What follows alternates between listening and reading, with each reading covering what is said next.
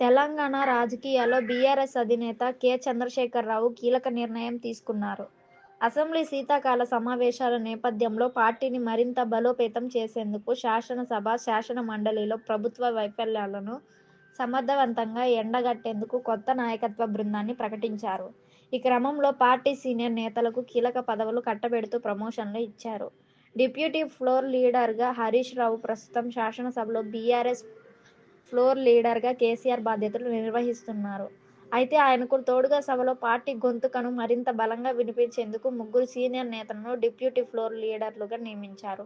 Trouble షూటర్గా పేరున్న హరీశ్ రావుకు ఈ కీలక పదవి దక్కడం ప్రాధాన్యత సంతరించుకుంది. ప్రభుత్వ గణాంకాలను, వైఫల్యాలను ఎండగట్టడంలో ఆయన దిట్ట. తెలంగాణ ఉద్యమం సమయంలో కూడా హరీశ్ రావు డిప్యూటీ ఫ్లోర్ లీడర్గా బాధ్యతలు చేపట్టారు. హైదరాబాద్ రాజకీయాల్లో బలమైన ముద్ర ఉన్న తలసాని శ్రీనివాస్ యాదవ్కి ఈ పదవితో నగర సమస్యలపై గళమెత్తే అవకాశం దక్కింది. మాజీ మంత్రి సబితా ఇంద్రారెడ్డి నియామకంతో మహిళా పక్షపాతిగా బీఆర్ఎస్ తన వాణిని వినిపించనుంది. శాసన మండలిలో కొత్త బాధ్యతలు. శాసన మండలిలో కూడా కేసీఆర్ తన మార్క్ నియమాల చేపట్టారు. ప్రభుత్వ మండలిలో ఇరకాటంలో పడేలా అనుభవజ్ఞులను రంగంలోకి దించారు.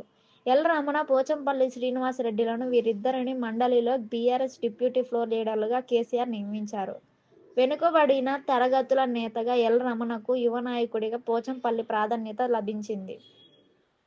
ప్రముఖ కవి, కళాకారుడు దేశపతి శ్రీనివాస్ను మండలిలో పార్టీ విప్గా నియమించి అందరినీ ఆశ్చర్యపరిచారు.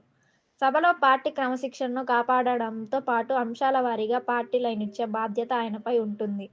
2025 చివరి నాటికి రాష్ట్రంలో నెలకొన్న రాజకీయ పరిస్థితుల దృష్ట్యా కాంగ్రెస్ ప్రభుత్వాన్ని అన్ని వేదికలపై నిలదీయడమే లక్ష్యంగా ఈ మార్పులు చేసినట్లు తెలుస్తోంది. ఫోన్ ట్యాపింగ్, ఆపరేషన్ సింధూర్ వంటి వివాదాల నేపథ్యంలో కేసీఆర్ తన ప్రధాన అనుచరులకు కీలక బాధ్యతలు ఇవ్వడం ద్వారా పార్టీ శ్రేణుల్లో ఉత్సాహం నింపారు.